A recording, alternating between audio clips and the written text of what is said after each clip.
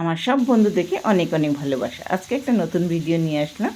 এই যে ডাঁটার শাক, ডাঁটার দিয়ে একটা তরকারি বানাবো। তো চলুন শুরু করে দিই। কড়াইয়ের মধ্যে তেল দিয়ে গোটা জিরা দিয়ে ভাজা ভাজা যখন হয়ে এসছে, তখন আমি এখানে একটুখানি তরকারিও নিয়েছি। এর মধ্যে একটা গাজর আছে, একটা ওল আছে, একটা আলু আছে, দিয়ে সুন্দর একটু একটু ভাজা ভাজা করে নিয়েছি। আর একটা মিষ্টি আলু আছে এর মধ্যে, দিয়ে সুন্দর করে ভাজা ভাজা যখন হয়ে গেছে, এর মধ্যে আমি আদা পেস্ট 1 চামচ দিয়ে দিলাম, আর 1 চামচ কাঁচা লঙ্কার পেস্ট দিয়ে এখন এটাকে আবার ভাজা ভাজা করব।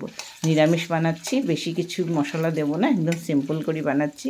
বেশি মশলা দিলে স্বাদটা থাকবে না, তাই বেশি মশলা দেব না, কম কম মশলা দিয়ে রান্নাটা করছি। তো যখন আদাটাকে একটু সময় ভাজা ভাজা হতে দিলাম, তো এখন ভাজা ভাজা হয়ে গেছে। এর মধ্যে আমি একটু লবণ দিয়ে দিলাম, একটুখানি জিরা গুঁড়া দিয়ে দিলাম, আরও সঙ্গে হলুদের গুঁড়া দিয়ে আবার একটু সময় ভাজা ভাজা করব। তো এরকম করে আমি সুন্দর করে ভাজা ভাজা করেছি, বেশি মশলা কিছু দিইনি। দেখেন এখন এই একদম সুন্দর ফ্রেশ ছিল ডাটাগুলো। এর মধ্যে একটুখানি একদিকে ফ্রাইং প্যানের মধ্যে সুন্দর বড়া কতগুলো করে নিলাম। একটা টমেটো কেটে টমেটোটাও দিয়ে দিলাম, দিয়ে এখন আরেকটু ভাজা ভাজা করছি। একটু ভাজা ভাজা যখন হয়ে গেছে, দেখলাম মোটামুটি হয়ে গেছে, এর মধ্যে ডাটাগুলো দিয়ে দিলাম। তো এখন আবার একটু সময় ভাজা ভাজা করব। ভাজা ভাজা করে আমি একটু সময় ঢেকে রেখে দেবো। তো এরকম ভাজা ভাজা করে যদি আমি জল না ব্যবহার করি তাহলে ভালো লাগবে না, তাই ভাবছি একটু জল দিয়েই করবো, কেন কি বড়া দেবো তো। তো বড়া দিলে একটু জল দিলেই ভালো লাগে। তো বড়াগুলি মোটামুটি ভাজা হয়ে গেছে, এবার বড়াগুলোকে তুলে নিলাম। তো এবার ফ্রাইং প্যানটার মধ্যে বেগুনও অল্প কেটে রেখেছিলাম, বেগুনটাকে ভেজে নেব।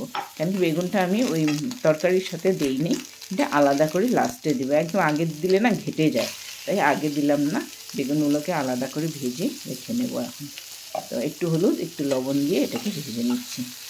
তো এটা একদম শেষ পাতে যখন হয়ে যাবে তরকারিটা তখন দেব। আর এদিকে দেখলাম যে মোটামুটি আমার তরকারিটা হয়ে এসছে। এখন আমি প্রায় 1 গ্লাস মতন জল দিয়ে দিয়েছি, দিয়ে এখন একটু নাড়াচাড়া করে আবার একটু সময় ঢেকে রাখবো। তা আপনারাও কীরকম করে বানান আমাকে একটু নিশ্চয়ই জানাবেন। তা আমার মারা এরকম বানাতো, আমিও সেরকম আজকে বানিয়ে নিলাম।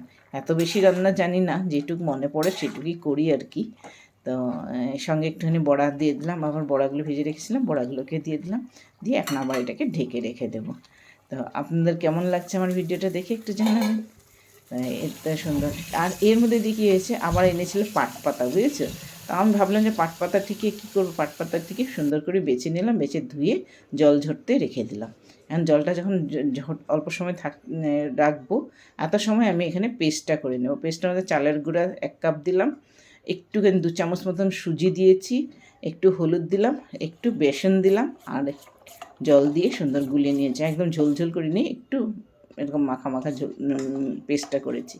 তো এখন এটার মধ্যে আমি পাট পাতাটি একটু গুচ্ছা গুচ্ছা করে 4টা আগা নিয়েছি, নিয়ে ডিপ ডিপ করে ফ্রাইং প্যানের মধ্যে ভেজে নেব। সুন্দর মচমচা হয়, চালের গুঁড়া দিলে বেশ মচমচা হয়। তো সেই জন্য চালের গুঁড়া দিয়েই করেছি। আর এদিকে এখন দেখবো তো তরকারিটা কেমন হয়েছে। তরকারিটা মোটামুটি মনে হয় আমার হয়ে এসছে। এখন যেটা বেগুন ভেজে রেখেছিলাম সেই বেগুনটাকে ওখানে দিয়ে দেবো। তো মোটামুটি আমার যখন বাজারটা হয়ে গেছে, তো বেগুনটা দিয়ে দিলাম, এখন তরকারিটাও নামিয়ে নেব এখন। তো আপনাদের কেমন লেগেছে সবাই নিশ্চয়ই আমাকে একটুখানি কমেন্টে জানাবেন কেমন লেগেছে তরকারিটা। আমার তো দেখতে ভীষণ স্বাদিষ্টই লাগছে, দেখতে মনে হয় বেশ স্বাদ হবে লাগছে। তো তো সবাই এরকম করে বানাবেন, দেখবেন ভালো লাগবে। আর বেশি কম মশলার মধ্যে খেলে ভালো শরীরের জন্য, তাই কম মশলা দিয়ে করেছি। আমি তো আর এখানে কুকিং কম্পিটিশনে দিচ্ছি না যে কুকিং কম্পিটিশনে বেশি মশলা দিয়ে লাল টকটকা করতে হবে। তা আমি সিম্পলভাবে বানিয়েছি। আপনাদের কেমন লাগলো আমার ভিডিওটা নিশ্চয়ই জানাবেন কমেন্টে।